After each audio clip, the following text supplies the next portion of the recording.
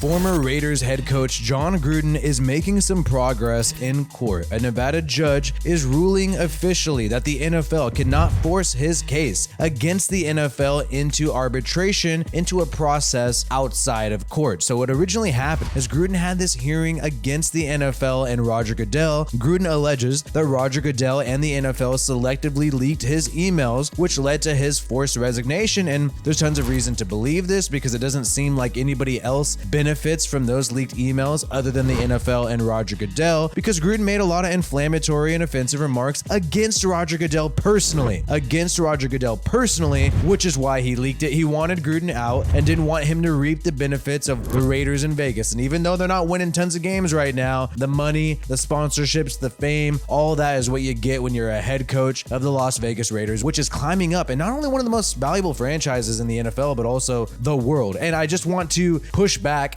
against this idea floated by some bloggers and whatnot. We know that Daniel Snyder recently claimed he has dirt on all the owners and Roger Goodell and he could blow up the league if he wants to, which is why they did not really discipline him that much. After the Washington Commanders investigation, he was fined about $10 million, and Tanya Snyder runs the day-to-day operations, his wife, not him. But people keep implying that maybe the Commanders leaked the emails, and I just want to say no, 1,000 times no. Daniel Snyder and the Commanders did not leak Gruden's emails, because Gruden would be suing them if they did, but instead Gruden is suing Roger Goodell and the NFL, and Daniel Snyder really does not stand to benefit and did not stand to benefit from Gruden's emails being leaked in October. If anything, Gruden's emails being leaked in October, the fact that it was with Bruce Allen, president of the Commanders, just allowed people to spotlight the Washington Commanders investigation even more, even though it had already been wrapped up.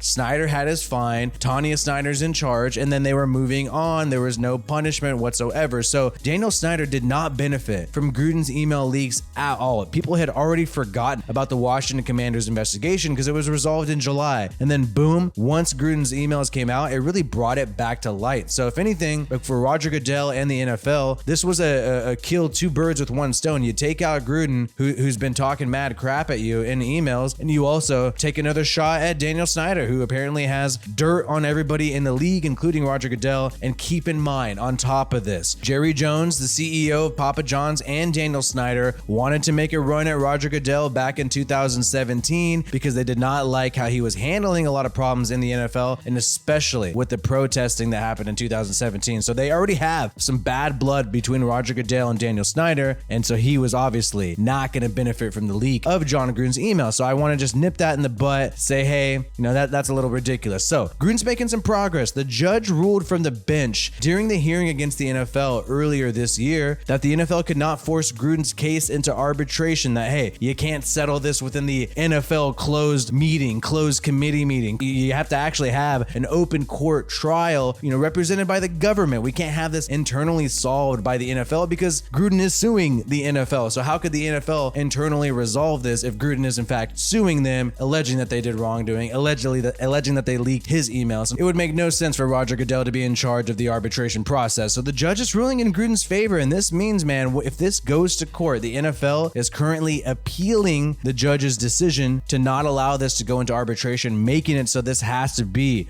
in court. So the NFL is going to try to appeal this to the Nevada Supreme Court, and if they eventually fail in all their appeals, then we're going to have an open court case between Jon Gruden and the NFL. And I want to tell you guys something that is going to be incredibly intense. We are going to learn so much through discovery on who leaked the emails, what was the understanding behind it. What Gruden and his lawyers can do is they can ask to see some information on some computers and cloud servers of the NFL, and all that dirt that Daniel Snyder is talking